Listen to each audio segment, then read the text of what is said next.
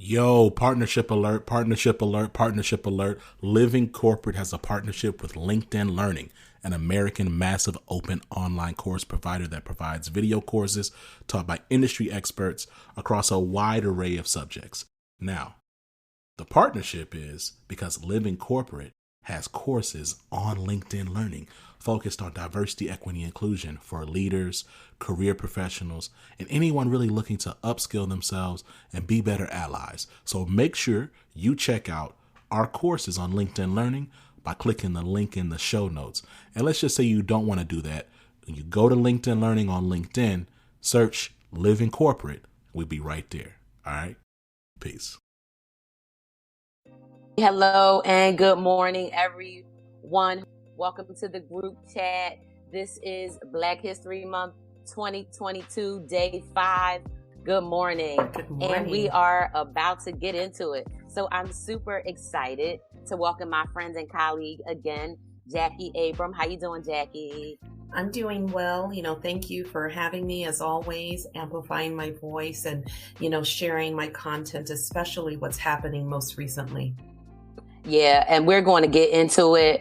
And I appreciate you. And, when we talked recently, it seems that there's just always an onslaught, right, of the same type of behavior. But before we get into, getting into our topic for today, what I want to do for those who this may be your first time listening, just do a little bit of introduction. So welcome to the group chat. This is a live talk show that's also adapted to a podcast. I am your host, Vonda Page, and I get the great pleasure of bringing on people like Jacquie Abram to talk about all types of things. But more specifically, I really like to focus on topics around things we need to know, things that we need to take action on, things that we need to elevate. And this network, Living Corporate Network, is all about amplifying the voices and experiences of Black and Brown professionals in the workplace. And when we're talking about the workplace, I mean, really nowadays, we're literally talking everywhere, right? Like, and the thing is that the impact of the workplace, it doesn't just affect you at work, it affects you everywhere you go. And so, when I think about, a lot of how people connect with us here, right, who are here right now, they may have connected with us through LinkedIn, and a lot of people connect with LinkedIn through their work, right, professional, scholastic communities or whatever. And so, people have a lot of commonality in terms of experiences that we've had and share at work. And in Black History Month, we think about it in so many different ways. And I've done, been doing a little series about this as well. But the thing is, we can never 12 months a year, 365 days, right? 24/7 can never escape, right? The entire extra burden of being a Black woman. And it doesn't just change, right? When you're talking things that happen in the workplace with colleagues, coworkers, subordinates, or superiors, but then out in the real world. So that brings us to one of the reasons that we wanted to talk today. So, for anybody who is not familiar with you, hopefully they will be after today. Do a little bit of introduction, Jacquie, and then, let's segue into why we're together today. All right. Well, thank you for that marvelous introduction as always. My name is Jacquie Abram. I am the author of an international best-selling and award-winning book called Hush Money: How One Woman Proved Systemic Racism in Her Workplace and Kept Her Job. This is a book that was featured in Forbes recently. This is a book that I started selling out of the trunk of my car after my career in higher education was ultimately killed by racists. It is a book that has just grown legs and is spreading around the globe right now with readers all across the world who can identify with the story that we are telling in this book. And they are telling us that they are experiencing the same thing, no matter what country they live in.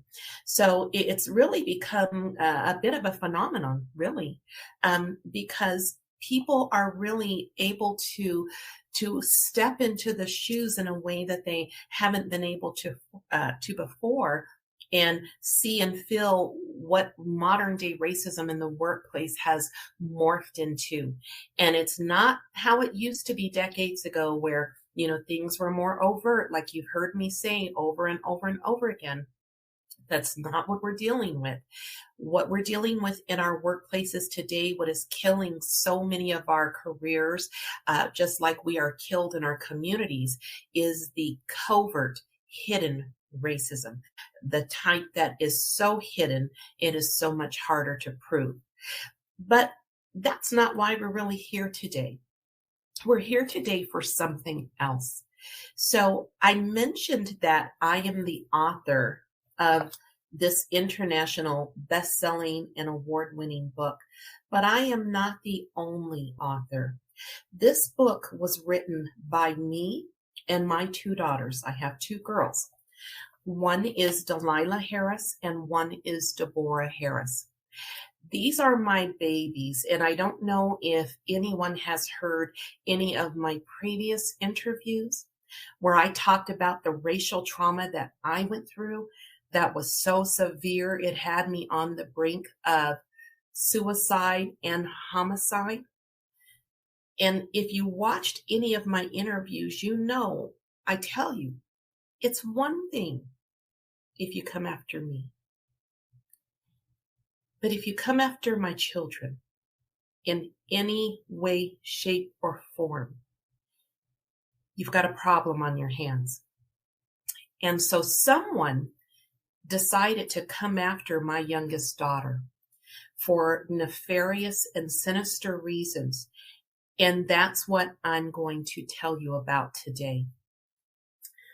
So recently, my youngest daughter, was at an event, and we've spent a lot of time talking about me and my experiences, but now I'm going to introduce you to my youngest daughter. I have a daughter who is my mini-me in a lot of ways. She has a very trusting, open heart. She sees the good in people before she sees the bad. And I call her my hippie child.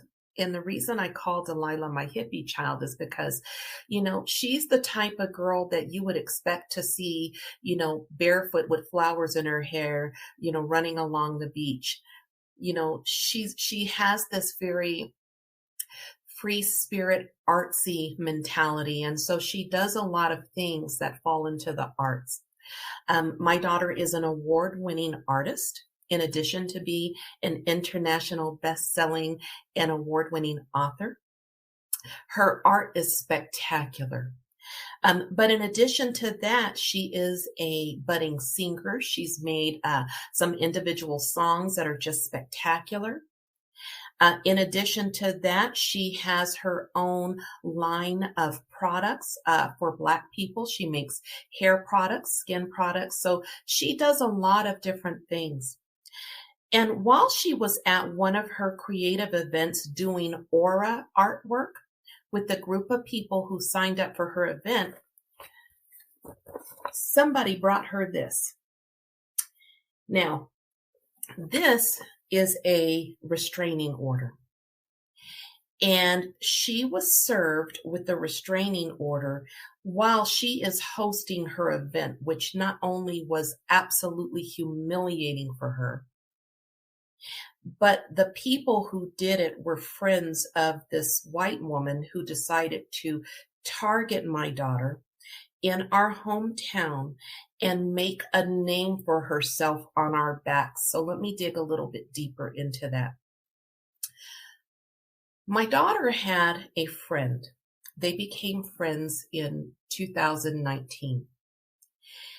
And this friend was a master of manipulation.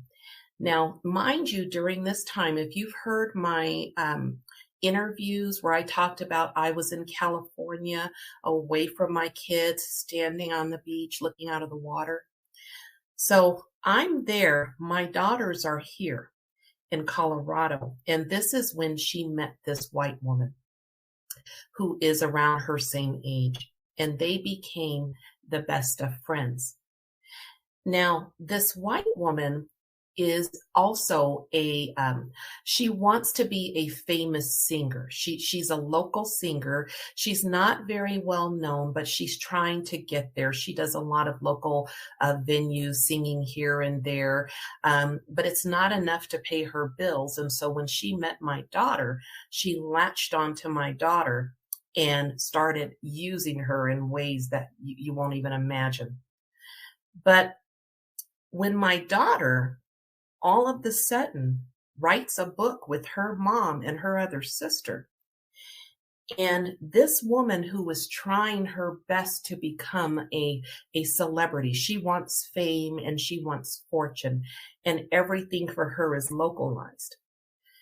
She sees an opportunity with my daughter because, as everyone knows, our book is gaining in popularity. It is now worldwide. It is an international bestseller. It's been on Amazon's best-selling list. And so if you can imagine, this is big news in the local community where we lived. Okay, so as my daughter and my other daughter and I are becoming celebrities in our local community, this friend of hers sees an opportunity. Okay, so the friend is a beautiful, she's absolutely beautiful, blonde hair, blue-eyed woman. Okay, and she decides she's going to create a ruse to paint my daughter as a harasser, a stalker, a threat to this white woman. Now, what makes this story even more juicy, if it were true, is that this woman is painting herself. She's going on Instagram, telling everybody she's doing interviews and podcasts about being the first white woman to be harassed and discriminated against not only a Black person, but a Black person who writes books about being harassed and discriminated against. So you can see, if this were true, the potential of this catapulting this woman to millionaire status and stardom is great, while she would be doing this to my daughter and ruining my daughter's career, her livelihood, and by association, mine and my other daughter. Because imagine what would happen if this were true. I mean, think about that. If a white woman could prove that these Black women are harassing, stalking, threatening her, and they are the writers of books about this, ridiculous. So the way that the restraining order is broken up, it's broken up into several bullet points. So I'm going to share a little bit about each bullet point with you. And then I'm going to tell you that the court date for us to actually go before the judge, because right now this is temporary. Okay, but there is a hearing set and the judge will make a determination as to whether or not this temporary restraining order will become permanent. Now, one of the things that this young lady didn't count on is that one of the things that me and my daughters do best is proving that things did or did not happen. So, I smile because she's really bit off more than she can chew. Okay, so let me just give you an example of that. Okay, so in this restraining order, this woman says, she's seeking a restraining order against my daughter for stalking and for physical assault, threat, or other situation. She said she knows my daughter because my daughter followed her music page and then asked to meet her in person. So at face value, it makes it sound like, my daughter is some kind of groupie type that went onto her music page, liked her music page, and then contacted her and wanted to meet her, because that's stalkerish activity, right? So let me tell you what the real deal is, okay? So I'm going to tell you the real deal, and then I'm going to tell you why we're fighting so hard. So remember, she says my daughter went to her music page, liked it, and then requested to meet her in person. So any normal person would think this is a stranger who is now obsessed with this woman. Okay, so here we go. So this is my daughter's statement. This woman, I'm not going to mention her name, this woman and I met on Facebook and became best friends who hung out together in June 2019. We celebrated my birthday together in July 2019. Here's Exhibit A and the corresponding video, as well as many other occasions and days. On Halloween 2020, she sent me a message via Messenger containing a picture of us hugging on the right, a picture of us together in our Halloween costumes on the left, and a message to me saying, "Thank you so much for coming and having your mom watch my kids. I love you so much." Here's the exhibit, corresponding proof. She and I were such close friends, in fact, that when she started her GoFundMe page in November 2020 and informed me that someone blew up her car in her driveway, attempting to kill her and her family, my mom, someone she also referred to as mom, exhibit, donated $300 to her GoFundMe and even made a post on her Facebook asking her followers to help her daughter's best friend and providing the link to her GoFundMe. And when I published my first book with my mom called Hush Money and was featured in the Colorado Springs Gazette as a local artist in November 2020, she made a post on Facebook announcing my book signing event that she and her boyfriend were scheduled to perform the music at, and encouraged her followers to come and celebrate the hard work we put into our book. But here's the thing, though. But even though she and I were best friends, she had a very dark side that was present throughout our friendship and treated me more like I was a groupie than a best friend. For starters, she constantly used me for money, even though I was a single parent with only one income, and requested large amounts of money from me on a regular basis. For example, in a 2-month period from August 2020 to October 2020, she received $855 from me via Cash App. Exhibit, what do I say about documentation? What do I say you have to have if you want to prove something? And believe me, we have the receipts, okay? But it gets more interesting than that. She was also verbally abusive. For example, in a voicemail I received from her via Messenger in November 2019, she verbally abused me for not putting her daughter's needs before my son's needs. Okay, and here's the nasty voicemail with her dropping all sorts of F-bombs at my daughter. Additionally, she was a user who constantly requested my resources and time. For example, she regularly needed me to take her to the grocery store, use my lunch break to take her to get food, let her use my car to pick her up to go places, exhibit, order and pay for groceries and have them delivered to her house, order and pay for pizza and Grubhub and have them delivered to her house, and ask my mom to babysit her kids. But the worst thing about this woman was that she was controlling. So, for example, when she sent me a message in November 2020 asking her to let me use her car to take her to the Manitou Incline and pick them up, and I couldn't, she contacted my boyfriend to see if I was with him. So, if you look at all of this and all of the evidence that goes to this one bullet, does it match up with the picture that this woman painted that she knows my daughter because she liked her music page and then requested to meet her? No. So let me tell you why this woman went this direction with this restraining order.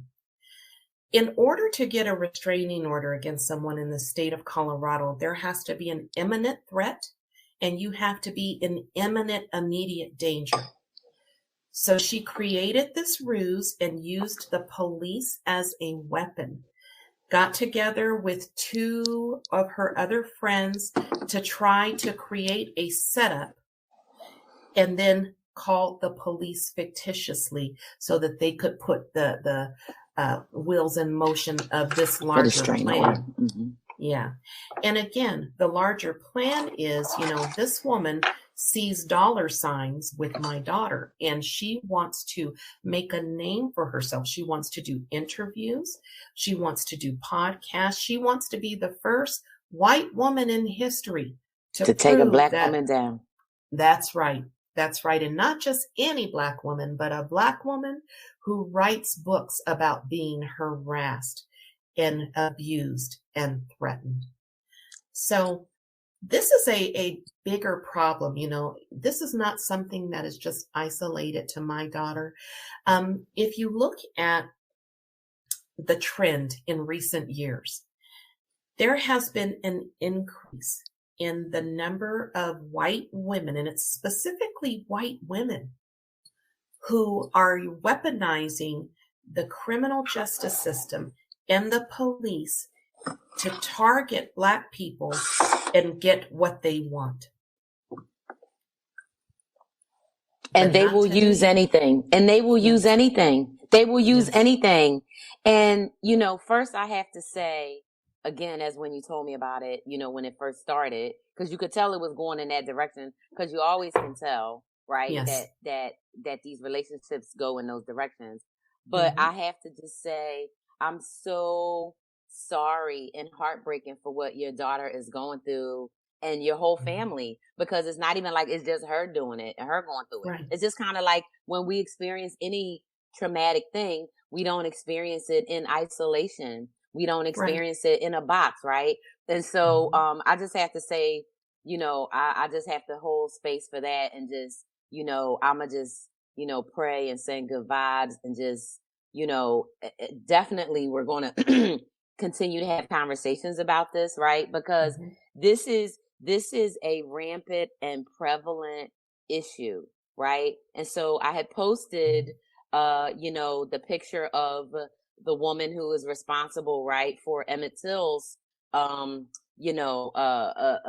right, in 1955, right, and because that pattern, right, it didn't even just start then, right, that pattern of white women weaponizing their privilege and violence against us in every way possible. So legally, right, financially, physically, all because, right, the Black body has zero autonomy, right? So your daughter was not allowed to say, look, I'm tired of giving you money. Look, I'm like my mom can't watch your kids today. Like it's like she wasn't allowed to be her own person, right? And I've shared with people, I went through a recent experience just like your daughters. And the only difference is this person didn't try to, get a restraining order against me, maybe because we live in different states, but they did 3 things to jeopardize my finances and my business, right?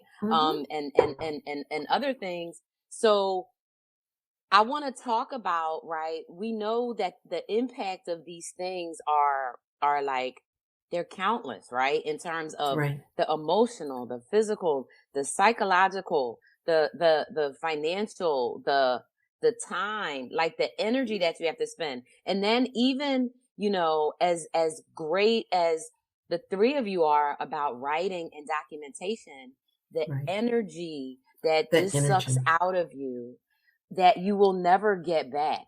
That not just the energy, the anxiety and the stress. I mean, when I saw what was unfolding before my eyes, my heart was racing. Yeah. And one of the reasons you don't see my kids doing interviews, the reason I am the face you always see, is because my kids are still trying to recover from the racial trauma that they suffered in their workplaces. So now on top of that, and still trying to recover from the racial trauma from your last experience in corporate America, now on top of that, you have to deal with this. And, by extension, I'm their mom.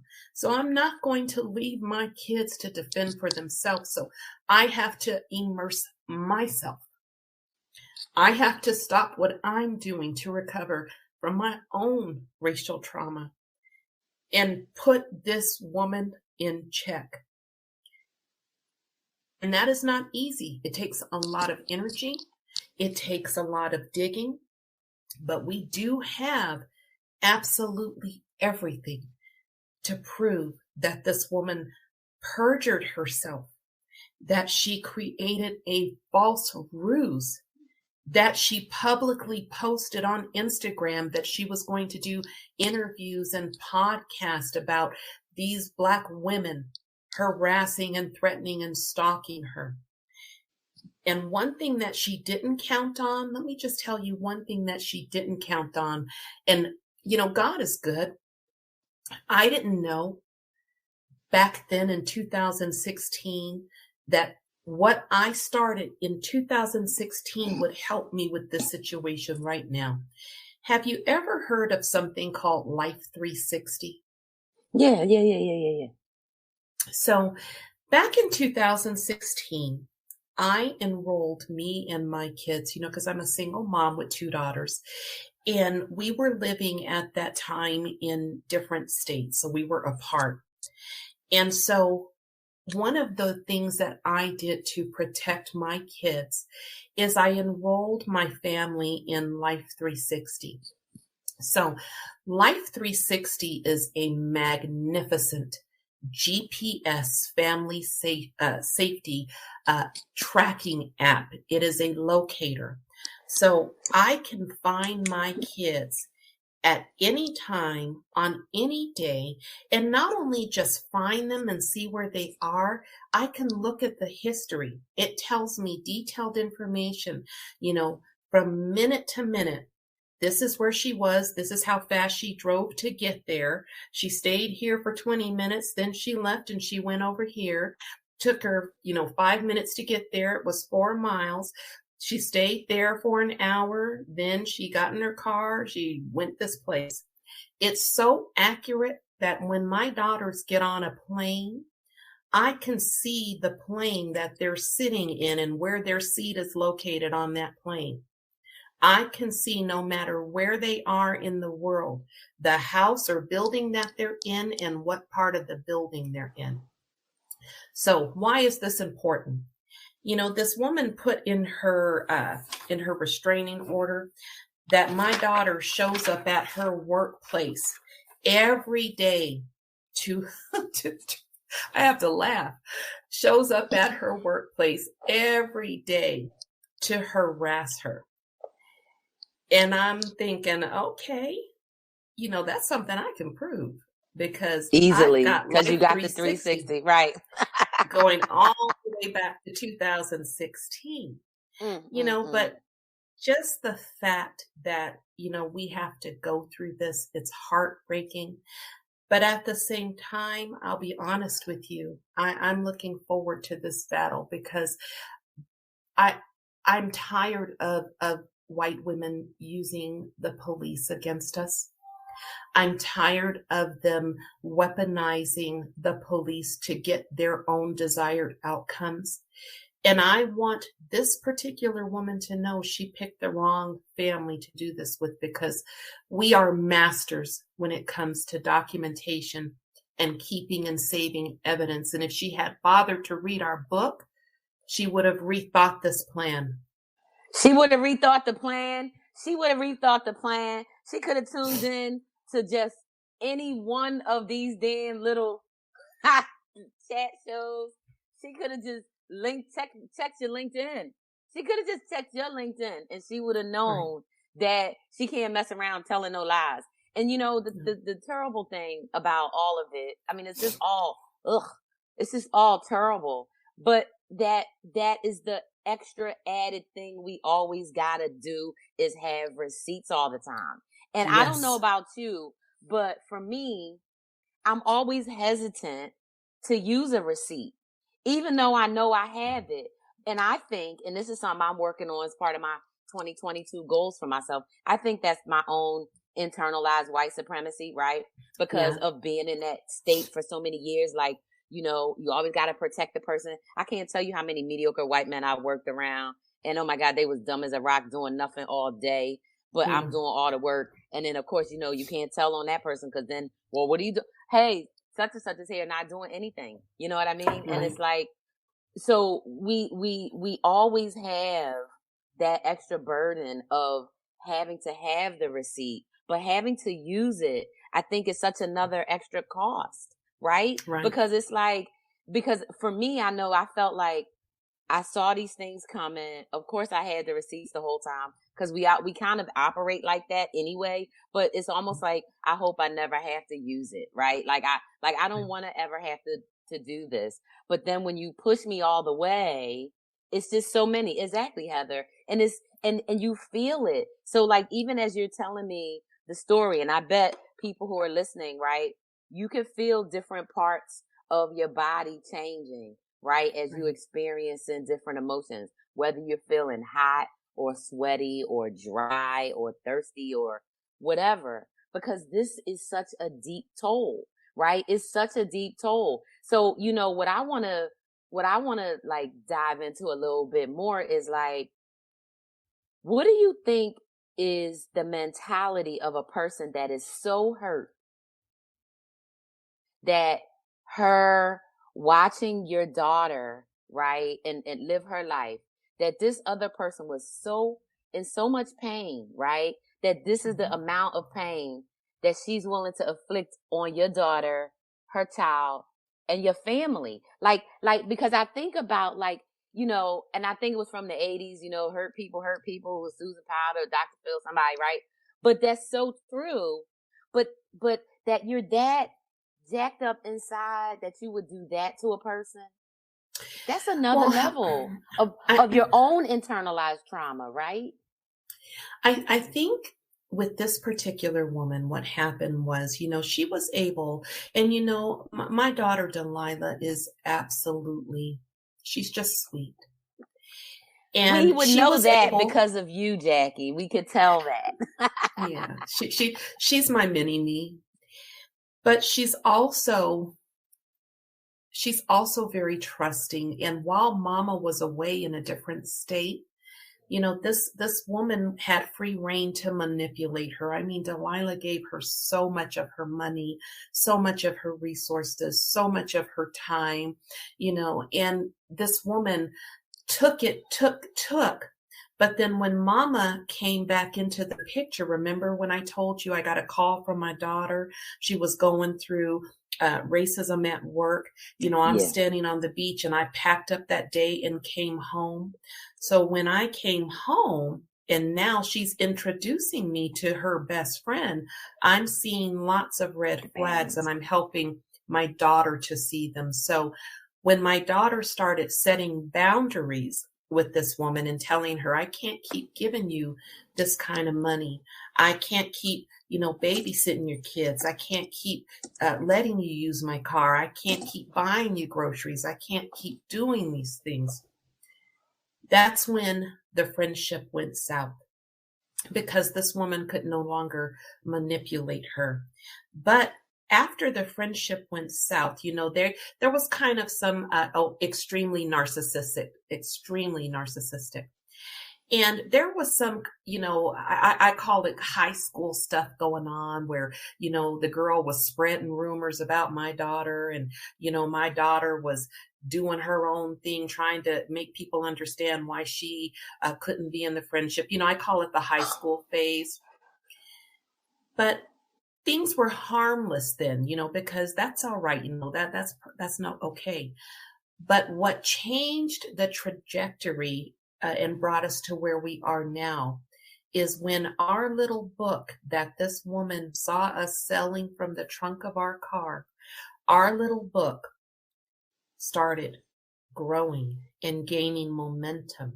And now all of a sudden, these little artists from Colorado Springs, these authors are all of a sudden doing all of these interviews, all of a sudden, doing radio shows, all of a sudden on the Amazon's bestsellers list, all of a sudden being interviewed by Forbes. Yeah. And this woman who was also trying to make it to success and fame through her music saw an opportunity. And she knew that because she was a beautiful white woman with blonde hair and blue eyes, that if she were to make a claim against these Black people, people would take notice. I mean, think about what happened with Gabby Petito, okay?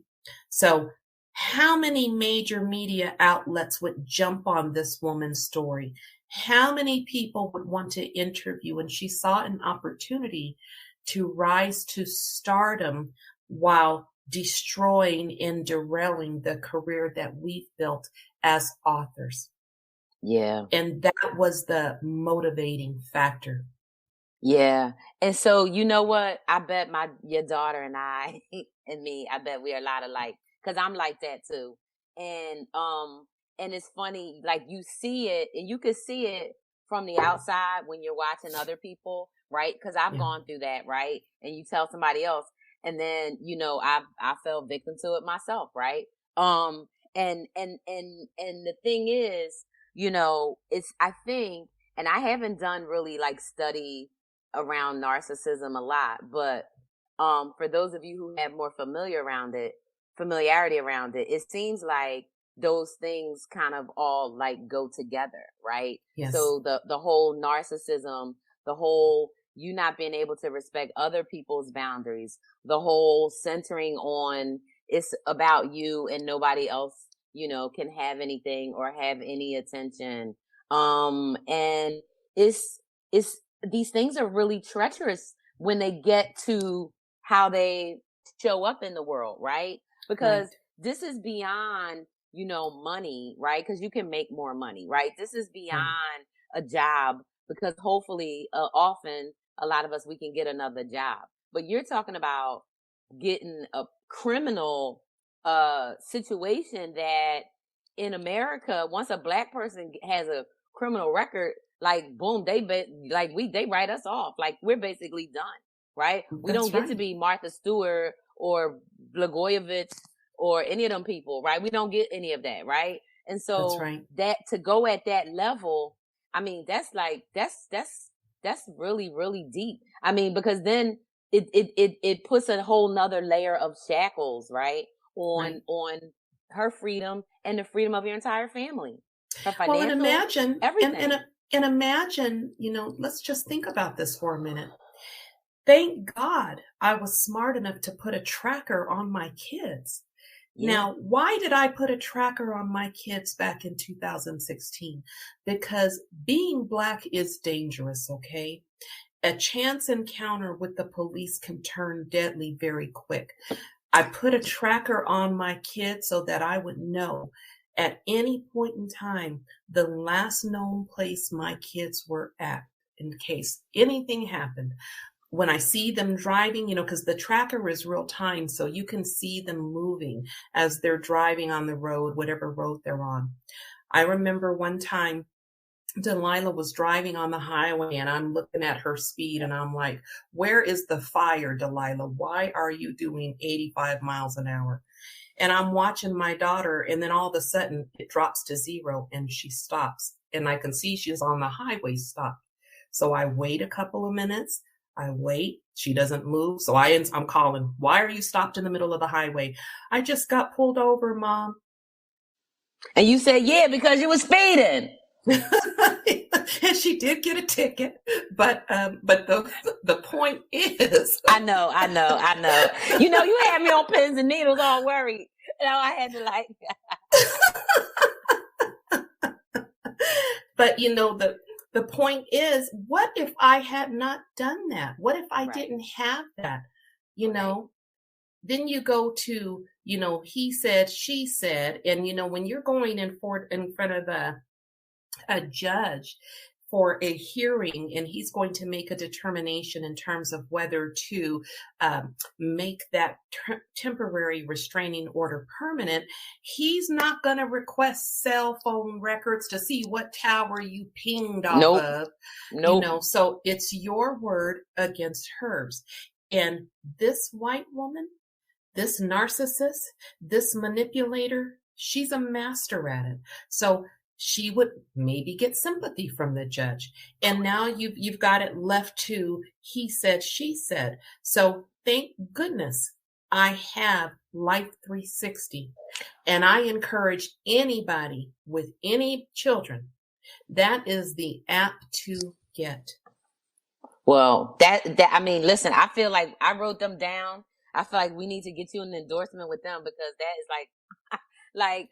because that's something, right? That's something that people can do as an extra added thing. So, M put in the chat, they put that narcissists are hungering for fame, right? And discrediting people, who know who they really are. That makes sense. That makes sense, right? And they're afraid that if they don't matter, so they have to be grandiose and don't see others as human. That makes sense. That makes sense. And what I would like to do, so the hearing is March 1st. And I believe it's at 9 a.m. Mountain Time, but I have to check that time. But what I would like to do, Vonda, is come back on immediately after that hearing so that I can share with our wonderful allies. Yes, we got to hear the update. Yeah, we definitely got to hear. Yeah, definitely. Yeah, we'll do it. We'll do it. Yeah, we will do it. I want to give an update, and then I want to be able to show. Right now, I'm not telling you her name, and I'm not showing you our evidence, but we have a mountain of evidence. Heather, thank you so much. It's awful what we're going through. If anyone wants to support, just continue to support us. We don't have an attorney. I don't really think we need one because our evidence is tight. Our evidence is solid. But I always am in favor of attorneys. If anybody knows a criminal attorney in Colorado, preferably a Black woman, a woman, let me know and I can pass it on to Jackie. Mm-hmm. And if you want to help me fight this, attorneys are expensive. I do have a Cash App. I would welcome any donations to get an attorney to help me fight for my daughter, because, I'm confident with the evidence that we have that this woman is not going to prevail. But the bigger picture is this woman is trying to destroy my daughter and me and my other daughter, because we are the authors of a book that talks about Black women being harassed. And this white woman is trying to paint us out as these, especially my youngest daughter, as harassers, abusers, making threats, the worst. It's so sad. It's really sad. So if you had to think about, I want to think about if there are maybe a couple of strategies, right, that you can recommend for, I don't even know if it's even, because this is like such a very specific, terrible thing. Like I'm a solutions oriented person, and I'm always trying to find solutions to problems, right? And so I'm thinking, like, if there are strategies or tools or things we can give people to think about, like, from other than sharing this story, right? People need to share this story. Number one, people need to purchase both books, right? Hush Money 1 and 2. You're going to continue to write more books. We are actually, I guess this is a good time for me to announce, like, the stuff that's happening, right? Because we are going on a book tour, right? Which we're going to start at the end of this month. Because not only do people need to, not only do people need to buy the book and read the book, because they need to understand, right? How do you actually, and I came up with a really good slogan for it. And so I was looking for it because I was going to read it right now, but I don't see it. Oh, here it is. Here it is. Due diligence, driving discrimination discussions at work. So, one of the things that we're going to be doing, right, is driving these conversations about how do you actually put due diligence into place, right? So whether you are, a new CEO like me, right? I have a team of 4 people so far, but I'm going to be growing. But how do you like start making sure that you don't have discriminatory systems if you're starting brand new, or if you are a manager or a leader or somebody in another company, right? What kind of things can you do to change it? Or if you are a colleague, right? Or somebody that works in a company, right? What kind of things can you do? But you have to start having the conversations, right? And I think that first and foremost is driving conversations about discrimination and how it shows up. So to me, one of the key things is the covert versus overt, because I think that even the word covert, cover, right? Overt, cover, over, right? Even the word covert, it's so indicative of how it plays itself out. The reason people can't see, right, covert racism like that happens in a job, in a workplace, is because it's not like you're going to be walking down the hall and your coworker is going to shout the N-word at you. Because literally, no one's going to do that in the office knowing that somebody could hear them, right? That's right. That's not going to happen. So, boom.